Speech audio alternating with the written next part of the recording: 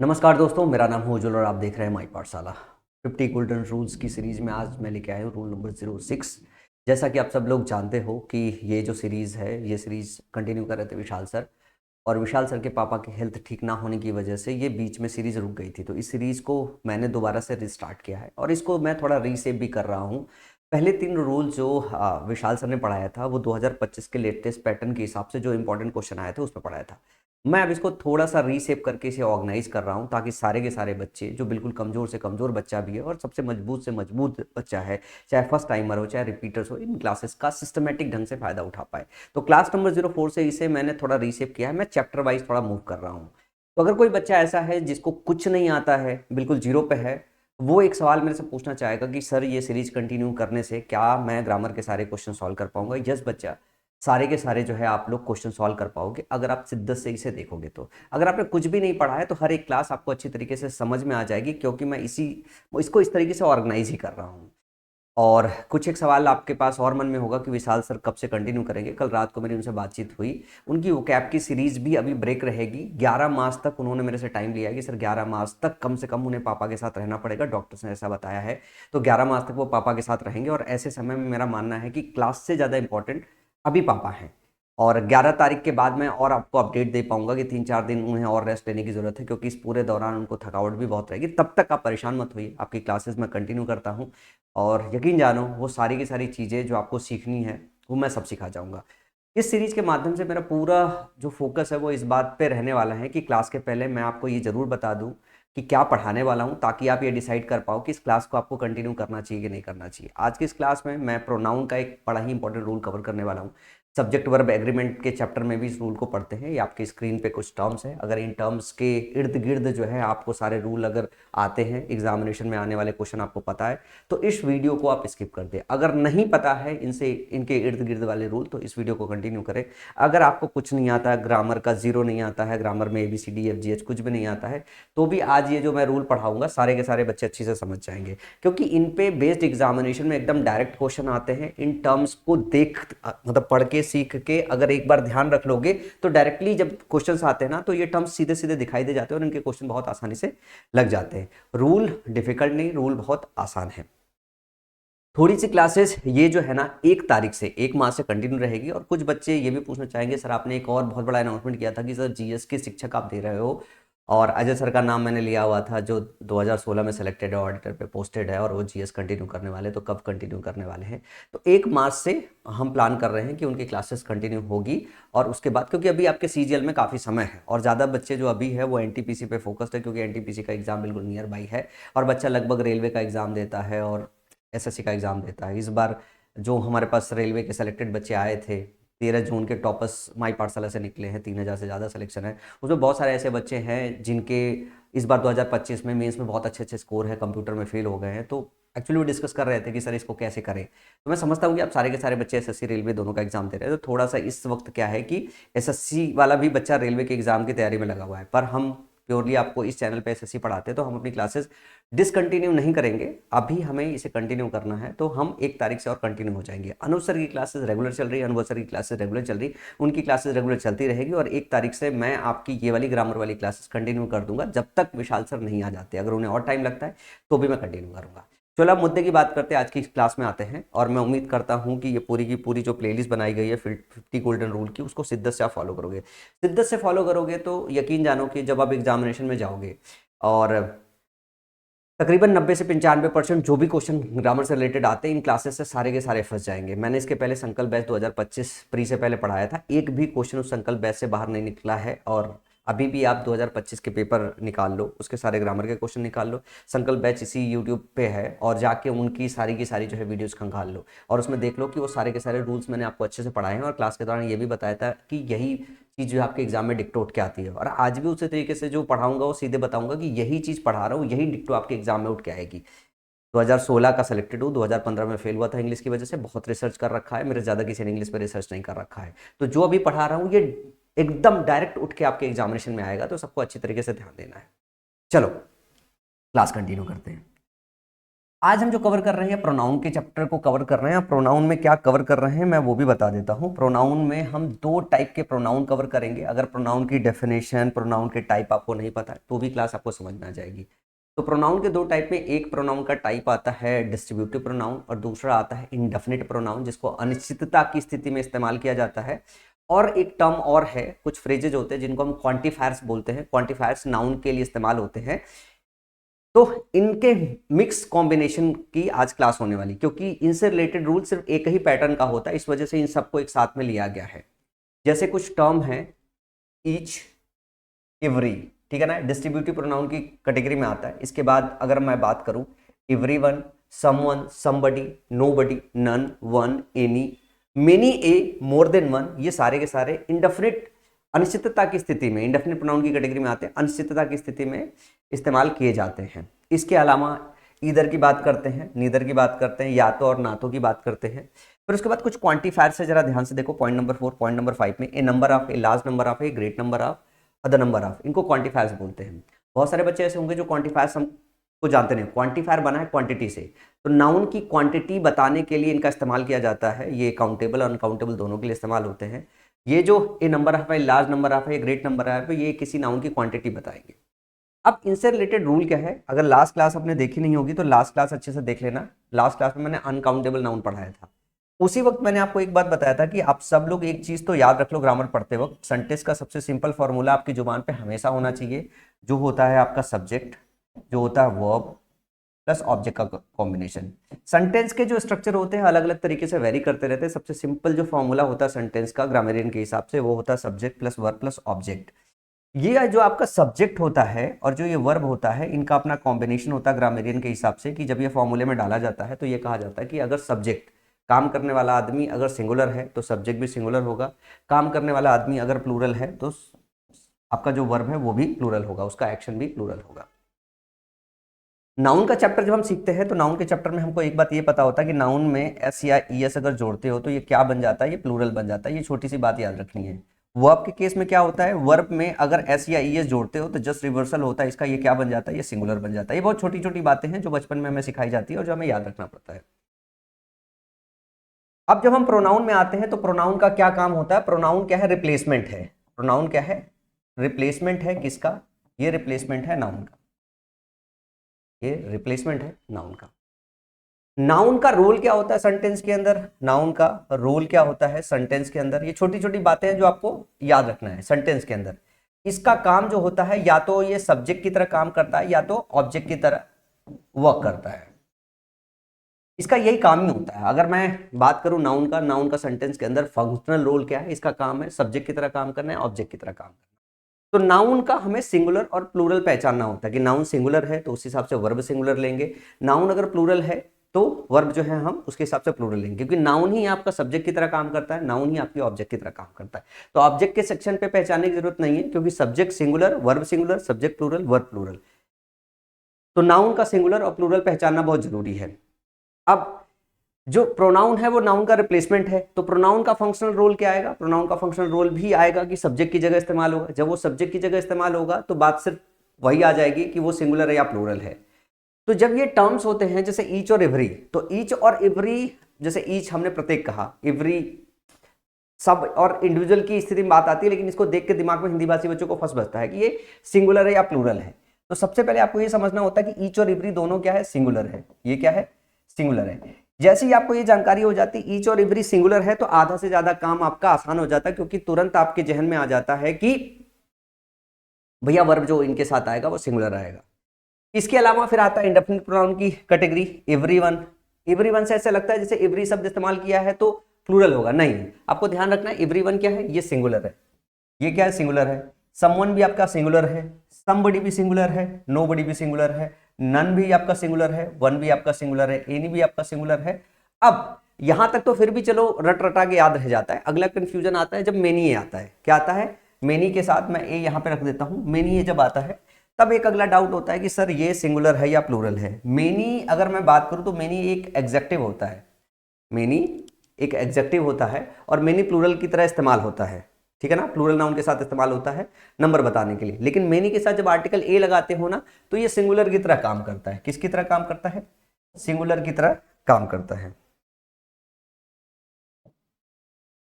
ये सिंगुलर की तरह काम करता है। बस यही छोटी छोटी बातें आपको याद रखनी, ये सिंगुलर की तरह काम करता है।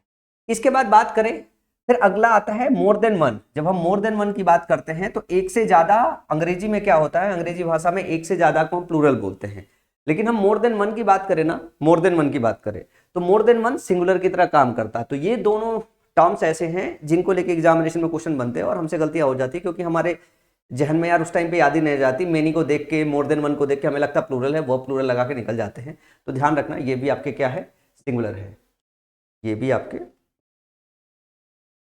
ये भी आपका सिंगुलर होता है, ये भी आपका सिंगुलर होता है। अब इसके बाद ईदर और नीदर की बात करें तो ईदर जो होता है ये भी सिंगुलर होता है, और नीदर जो होता है ये भी सिंगुलर होता है। ईदर भी सिंगुलर होता है और नीदर भी सिंगुलर होता है। ये रहे आपके प्रोनाउन की कैटेगरी। अब आते हैं क्वांटिफायर्स। ये जो क्वांटिफायर होते हैं ना, a number of, a large number of, a great number of, तो जहां पे आर्टिकल ए का इस्तेमाल आपको ध्यान रखना है, लगता तो आर्टिकल, अगर आर्टिकल पढ़ोगे तो article A N single entity के लिए इस्तेमाल होता है, लेकिन जब ए नंबर ऑफ की बात करोगे, एक लार्ज नंबर ऑफ की बात करोगे, एक ग्रेट नंबर की बात करोगे, तो तीन के तीनों जो होते हैं, ये तीन के तीनों प्लूरल होते हैं। यहीं पे तो कंफ्यूजन चालू होता है, इसी वजह से क्वेश्चन बनता है। ये तीन के तीनों प्लूरल होते हैं।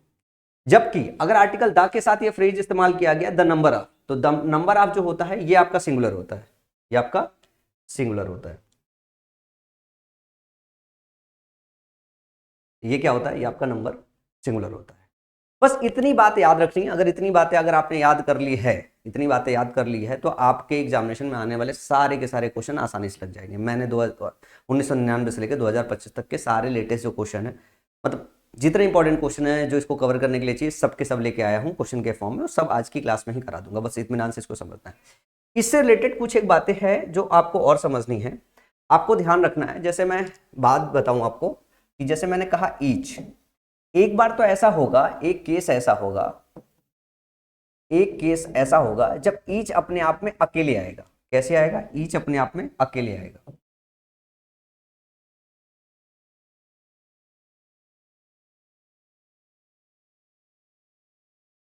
इसका दूसरा केस बनेगा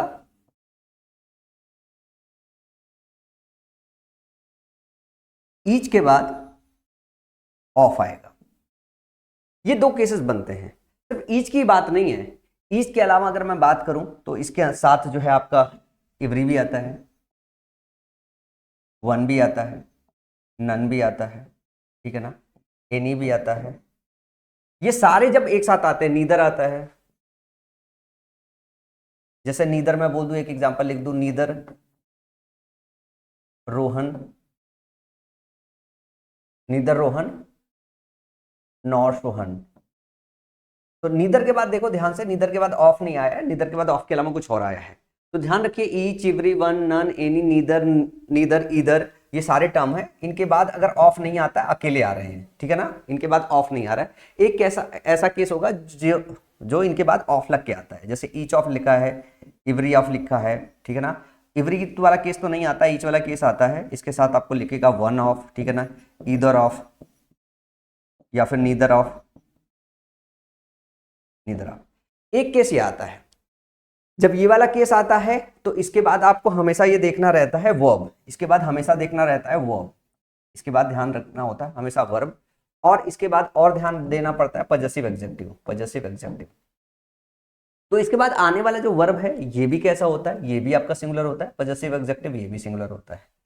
लेकिन जब ये वाला केस आता है तो इस वाले केस में थोड़ा सा बदलाव होता है। इसके बाद ऑफ के बाद हमेशा एक नाउन आता है, हमेशा एक नाउन आता है ऐड करके, हमेशा नाउन आता है ऐड करके, हमेशा नाउन आता है ऐड करके, ठीक है ना। इसके बाद आता है वर्ब, इसके बाद आता है वर्ब, और साथ में आता है पजेसिव एग्जेक्टिव। तो इस केस में जो नाउन आता है ना, नाउन हमेशा प्लूरल होता है, नाउन हमेशा प्लूरल होता है, नाउन हमेशा प्लूरल होता है, नाउन हमेशा प्लूरल होता है। और जो वर्ब आता है ये हमेशा कैसा होता है, सिंगुलर होता है। सभी केस में सिंगुलर वर्ब इस्तेमाल करते हैं, सिंगुलर वर्ब इस्तेमाल करते हैं। और ये जो पजेसिव एग्जेक्टिव होता है ये भी सिंगुलर होता है, ये भी सिंगुलर होता है, ये भी सिंगुलर। समझ में आई बात। इसके पीछे का रीजन क्या होता है, जब आप ऐसे करते हो ना ईच ऑफ, तो ईच ऑफ मतलब प्रत्येक का चुनाव कर रहे हो, एक बड़ा ग्रुप है। जैसे मैंने बोला प्रत्येक को मिठाइयां बांट दो, तो क्लासरूम में मान लो एक से ज्यादा बच्चा होगा तभी तो मैं बोलूंगा ना each of students, each of student तभी बोलूंगा ना।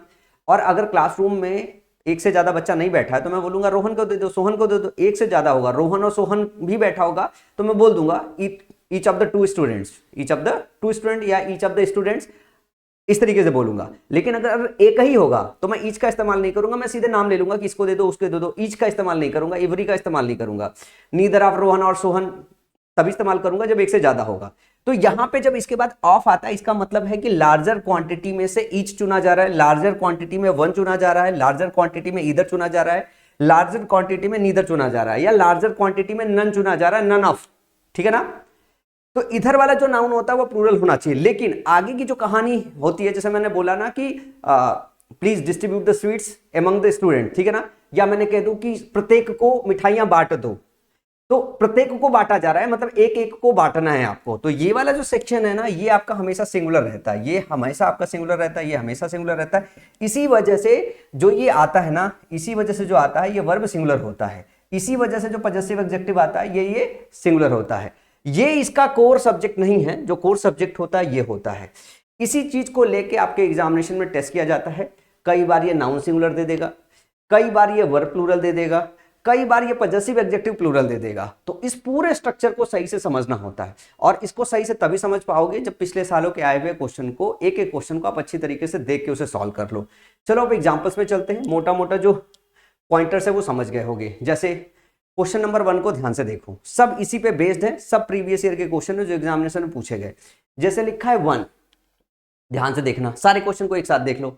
यहां लिखा है 1, यहां लिखा है ईदर, यहां लिखा है 1, यहां लिखा है नीदर, और यहां पे लिखा फिर से 1। ये सारे एग्जामिनेशन के क्वेश्चन हैं। इसके बाद आपको ध्यान क्या देना है, ध्यान ये देखना है इनके बाद ऑफ आया है कि नहीं आया है। ऑफ आया है, ऑफ आया है, ऑफ आया है, सब जगह ऑफ आया है, ऑफ आया है, ऑफ आया है। अब रूल क्या कहता है, इनसे रिलेटेड रूल क्या कहता है, सबसे पहले तो रूल आपको समझना है। रूल ये कहता है कि अगर आपका 1 आया है, ईदर आया है, ठीक है ना, नीदर आया है, अगर इसके बाद ऑफ आया है और इसके बाद जो नाउन आएगा वो कैसा होना चाहिए, प्लूरल होना चाहिए। इसके बाद जो वर्ब आएगा, जो वर्ब आएगा ये कैसा वर्ब होना चाहिए, ये होना चाहिए आपका सिंगुलर। और अगर इसके बाद कोई पजेसिव एडजेक्टिव आया है तो ये भी कैसा होना चाहिए, सिंगुलर होना चाहिए।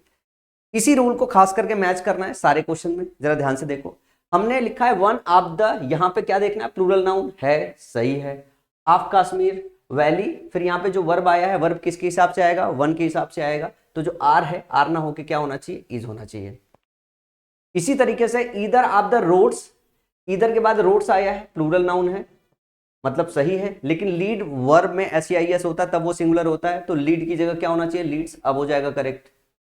1 ऑफ माई डिजायर, यहां पे डिजायर लिखा हुआ है, ये 1 है। 1 of my desire are to become doctor, तो 1 of my desires is to become a doctor, यहां पे आर की जगह इज होना चाहिए, डिजायर का डिजायर्स होना चाहिए, तब जाके सेंटेंस करेक्ट होगा। अगला है नीदर ऑफ द 2 चिल्ड्रेन, यहां 2 बच्चों की बातचीत हो गई है, प्लूरल है, चाइल्ड सिंगुलर होता है, चिल्ड्रेन प्लूरल होता है, ये प्लूरल नाउन है, अपने आप में ठीक है, करेक्ट है। सैड, दियर प्रेयर, दियर प्रेयर की जगह क्या होना चाहिए, हिज प्रेयर होना चाहिए, क्या होना चाहिए, हिज प्रेयर होना चाहिए, क्योंकि पजेसिव एडजेक्टिव है, पजेसिव एडजेक्टिव सिंगुलर होना चाहिए। दियर प्लूरल होता है, हिज सिंगुलर होता है। अगला, he is 1 of the tallest boy, अगर 1 के बाद ऑफ आया है तो ये जो बॉय है ये कैसा होना चाहिए, ये प्लूरल होना चाहिए, तो बॉय नहीं होना चाहिए, क्या होना चाहिए, बॉयज होना चाहिए। समझ में आई बात। अब अच्छा, एक बात और मैं बताना चाहता हूं, यहां पे मैं बहुत और डिटेल और डेप्थ में ग्रामर सिखा सकता हूं, मैं बहुत डिटेल बहुत डेप्थ में ग्रामर सिखा सकता हूं।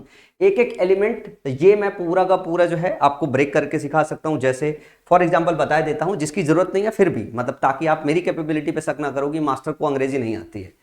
देखो ये अगर मैं बात करूं ना, ये पूरा का पूरा जो यूनिट है, ये पूरा यूनिट आपका सब्जेक्ट है। कैसे सब्जेक्ट पहचानते हो, सब्जेक्ट पहचानने का तरीका होता है हु आर सॉर्टेड।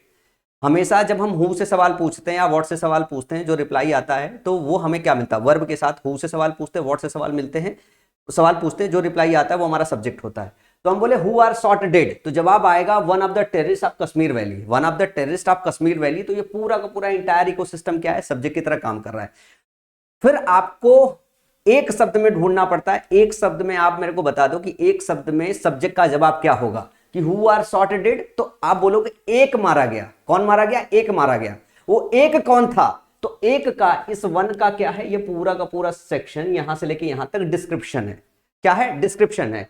डिस्क्रिप्शन का मतलब ये जो फ्रेज है प्रीपोजिशन के साथ लगाया गया है वो वन का क्या है, वन का मॉडिफायर है। वन के विषय में अतिरिक्त इंफॉर्मेशन दे रहा है, एक मारा गया, एक के विषय में अतिरिक्त इंफॉर्मेशन क्या है कि वो क्या था, वो टेररिस्ट था, और वो टेररिस्ट कहां का था, कश्मीर वैली का था। तो ये जो यहां से लेके यहां तक पूरा फ्रेज डाला गया है, ये है आपका एग्जेक्टिव फ्रेज जो वन के विषय में क्या कर रहा है, अतिरिक्त इंफॉर्मेशन दे रहा है। समझ में आई बात? तो इसके इस पूरे यूनिट में जो सब्जेक्ट है, जो एक शब्द में सब्जेक्ट है वो वन है, जो कि आपका इंडेफिनिट प्रोनाउन है, और उसकी डिटेल चर्चा आगे एग्जेक्टिव फ्रेज के माध्यम से की गई है। यहां पे मैं और डेप्थ में जाके बता सकता हूं कि ये जो ऑफ है ये प्रीपोजिशन, प्रीपोजिशन अपने बाद ऑब्जेक्ट लेता है, तो टेररिस्ट ऑफ का जो है ऑब्जेक्ट है, ये आपका नाउन है। उसके बाद फिर से ऑफ लगा हुआ है, जो कश्मीर वैली है, ये कश्मीर वैली किसका जो है ऑब्जेक्ट है, ये प्रीपोजिशन ऑफ का है। लेकिन इसकी जरूरत नहीं है, क्योंकि इस जो रूल को मैं पढ़ा रहा हूं, इस रूल में जो आपका फोकस लाइन है, वो फोकस लाइन सिर्फ और सिर्फ ये वाली रूल है कि अगर वन, ईदर, नीदर जैसे शब्द अगर आए, इनके बाद ऑफ लगाओ तो प्लूरल नाउन आना चाहिए, वर्ब सिंगुलर होना चाहिए, पजेसिव एडजेक्टिव सिंगुलर होना चाहिए। क्योंकि यही चीज एग्जामिनेशन के अंदर जाके आपको या मॉक टेस्ट के अंदर जाके आपको पहचाननी है। अगर मैं ये पूरा डिटेल चर्चा में इसको खोल खोल के आपकी पीएचडी अगर कराना चालू कर दूं, आपका होगा टाइम वेस्ट और इसका कोई फायदा नहीं होगा। मेरी हवाई हो जाएगी कि अरे मास्टर को अंग्रेजी बहुत बढ़िया आती है, जैसे हमारे इधर एक अंकुल सर हैं जो पढ़ाते हैं, फिर अंकुल सर के विषय में यही चर्चा होती है कि अंकुल सर एक्चुअली शिक्षकों के शिक्षक हैं, रादर देन वो बच्चों के साथ उतना खप नहीं पाते, क्योंकि वो एक एक एलिमेंट खोलना चालू कर देते हैं। जब वो एक एक एलिमेंट में बच्चा फंस जाता है तो स्कोर उसका बनता नहीं है, और फिर वो अंकुल सर को उतना सीरियस लेता नहीं, जबकि अंकुल सर के पास जानकारी बहुत सही और बहुत सटीक है। मतलब सारे शिक्षक इस बात को मानते हैं अंकुल सर जैसा जो है ग्रामर का नॉलेज किसी के पास नहीं है। लेकिन स्टिल कोई बच्चा किसी शिक्षक को तभी वैल्यू देगा जब उसके लाइफ में वैल्यू एड होगी, जब वो मॉक टेस्ट देने जाएगा, मॉक टेस्ट के समय वो स्कोर कर पाएगा। तो जो मैं ये रूल पढ़ा रहा हूं ना कि आपका जो पूरा फोकस लाइन है, पूरा फोकस लाइन इसी पे होना चाहिए। इसके बाहर अगर आपका फोकस लाइन गया और अगर चर्चे में गए तो फिर आपका काम खराब हो जाएगा, आपका समय बहुत बर्बाद होगा, साल बर्बाद हो जाएगा, 3-3, 4-4 साल में यही टीचरों के गुणगान में फंसे रह जाओगे। आपको बस एक बात यह ध्यान रखना है कि पढ़ाई ऐसे करनी है जिससे आपका स्कोर सही हो। जो रूल मैं पढ़ा रहा हूं इस रूल को ध्यान से देखो कि अगर इस चीज को समझ गए तो ये सेंटेंस कितना भी लंबा कर दिया जाए, 2025 में एआई जनरेटेड खूब क्वेश्चन बनाएगा जो बहुत लेंदी थे, लेकिन कंसेप्ट यही सिंपल सा था। चलो आगे चलते हैं, कुछ और चीजों को देखते हैं। इसके बाद बात करते हैं ईच। ईच के बाद ऑफ आया, आपको तुरंत इसके बाद क्या देखना है, प्लूरल है, बिल्कुल सही है। प्ले गेम होना चाहिए, नहीं, क्योंकि ईच के लिए प्ले इस्तेमाल नहीं होगा, प्लेज इस्तेमाल होगा, अब सेंटेंस सही हो जाएगा। एवरीवन दिया हुआ है, इसके बाद ऑफ नहीं आया है तो सिर्फ वर्ब चेक करना है। वर्ब ध्यान से देखोगे तो आर लगा हुआ है, आर की जगह क्या होना चाहिए, ईज होना चाहिए। Every child in the class, are नहीं होना चाहिए, क्या होना चाहिए, ईज होना चाहिए। Everyone must sign there, there नहीं होना चाहिए क्योंकि एवरीवन सिंगुलर होता है, तो हिज फुल नेम होना चाहिए। Each of the girls are clever, each के बाद अगर ऑफ आया है तो ये प्लूरल होना चाहिए, है, ये सही है, लेकिन वर्ब जो है सिंगुलर होना चाहिए, इज क्लेवर होना चाहिए। Neither of the two children have नहीं होना चाहिए, क्या होना चाहिए, हैज होना चाहिए। ध्यान से देखो, एक बार अगर कोर रूल समझ गए तो इस तरीके के एग्जाम, ये सारे प्रीवियस ईयर के क्वेश्चन है, सीजीएल के, सीपीओ के, सीएचएम, मैं बना के नहीं लाया हूं, मैं छांट के लाया हूं। आप कोई भी किताब उठा के देख लो, पिछले सालों में यही सारे सवाल पूछे गए हैं। अगला देखो, नो वन, अगर नो वन कह रहे हो, ये इंडेफिनिट प्रोनाउन है, तो हैव की जगह क्या होना चाहिए, हैज होना चाहिए, सिंगुलर होता है।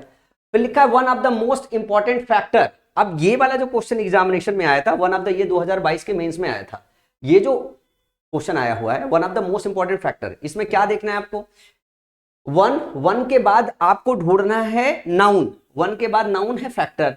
अगर नाउन आप फैक्टर सही से देख पाओगे तो आप समझ जाओगे यहाँ फैक्टर नहीं होना चाहिए, क्या होना चाहिए, फैक्टर्स होना चाहिए, क्वेश्चन सही हो जाएगा, ठीक है ना। That contribute to the success of, अब जैसे दैट प्रोनाउन के चैप्टर में एक रिलेटिव प्रोनाउन पढ़ते हैं, रिलेटिव प्रोनाउन का केस क्या होता है कि जो इसके बाद आने वाला वर्ब है वो अपने एंटीसीडेंट के हिसाब से जाता है, एंटीसीडेंट प्लूरल है तो ये भी प्लूरल जाएगा। यहाँ फैक्टर लिखा हुआ है, फैक्टर होना नहीं चाहिए क्योंकि वन के बाद ऑफ लगा है, ऑफ के बाद प्लूरल नाउन आएगा, उसके बाद रिलेटिव प्रोनाउन आता है, रिलेटिव प्रोनाउन के बाद जो वर्ब आता है वो रिलेटिव प्रोनाउन के हिसाब से आता है, तो इसको जैसे ही प्लूरल करोगे ये प्लूरल अपने आप में ठीक है। अगला है each of the student, each के बाद अगर ऑफ आया है तो स्टूडेंट लगाना बिल्कुल सही है। In the computer class has to type, has इस्तेमाल किया बिल्कुल सही है, लेकिन यहां पे ध्यान से देखो दियर इस्तेमाल किया गया है, ये प्लूरल होना चाहिए, ये सिंगुलर होना चाहिए और ये भी सिंगुलर होना चाहिए, तो दियर की जगह क्या होना चाहिए, हिज होना चाहिए, तब सेंटेंस जाके होगा करेक्ट। अगला क्वेश्चन जरा ध्यान से देखो, अगला क्वेश्चन है each of the naughty boys, तो ईच के बाद अगर ऑफ आया है तो ध्यान से देखो यहाँ पे बॉयज आया हुआ है, ये क्या है, प्लूरल, सही है। ये वर्ब की जगह क्या करना पड़ेगा, वर्ब जो है वो सिंगुलर होना चाहिए, पजेसिव एडजेक्टिव होता तो वो भी सिंगुलर होता। फिर आया है ए लार्ज नंबर, ए लार्ज नंबर। तो ए लार्ज नंबर की बात करूं तो ये अपने आप में प्लूरल होता है। ऑफ आया है तो ध्यान रखिएगा कि हमेशा ऑफ के बाद क्या आता है, प्लूरल। मैंने अपने समय में ये सब मुझे समझ में नहीं आता तो मैंने रट लिया था कि ऑफ के बाद जब भी नाउन आएगा हमेशा प्लूरल होगा, मेरा काम हो गया था उसी से। तो ए large number of, a large number of, ये जो क्वांटिफायर है, क्वांटिटी जो बता रहा है, किसका बता रहा है, स्टूडेंट का, कि स्टूडेंट की क्वांटिटी बहुत ज्यादा है, ये प्लूरल होता है। अगर ये प्लूरल है तो लगभग सब कुछ प्लूरल मूव करेगा। तो यहाँ पे हैव लगा हुआ है, अपने आप में सही है। यहाँ पे स्टूडेंट होना चाहिए था जो कि स्टूडेंट नहीं था, हमने स्टूडेंट कर दिया, बाकी सारा सेक्शन सही है। तो ये रहे सारे के सारे क्वेश्चन। इस पे अलग अलग तरीके के और क्वेश्चन बनाए जा सकते हैं, प्रीवियस ईयर में आए हुए सारे क्वेश्चन मैंने पिक कर रखे थे, ठीक है। तो ये छोटी छोटी चीजें हैं जिनको मैं इस 50 गोल्डन रूल्स के अंदर पढ़ाने वाला हूं। और 50 गोल्डन रूल में एक बात आप ऐसे समझो, जैसे आप ये 50 गोल्डन रूल कवर करोगे, आप ये मान के चलो कि आपका एक सिंगल ऐसा क्वेश्चन नहीं जो ग्रामर से बाहर निकल जाए। अच्छा, इसकी एनोटेशन पीडीएफ कई बार पूछते हैं, सर इसकी पीडीएफ नहीं मिल रही, पीडीएफ नहीं मिल रही, कहाँ पीडीएफ मिलेगी?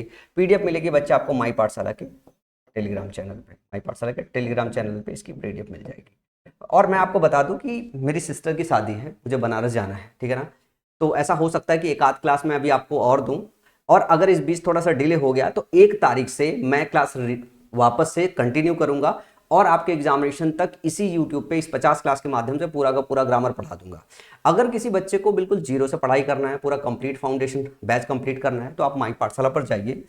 SSC pass pro, SSC pass pro करके एक सब्सक्रिप्शन होगा, उसे आप बाई कर लीजिए, जिसके अंदर आपको अनुस्वर की मैथ्स की पूरी के पूरे कोर्स, प्री का कोर्स, मेंस का कोर्स, सीएचएसएल मेंस का कोर्स, सीजीएल मेंस का कोर्स, सीपीओ मेंस का कोर्स, सभी का जो कोर्स बनता है उसके अंदर सब कुछ आ जाता है। मेरा पूरा कोर्स मिल जाएगा, इंग्लिश के 2 अच्छे शिक्षकों ने और पूरा कोर्स बना रखा, उनका पूरा स्ट्रक्चर्ड कोर्स मिल जाएगा।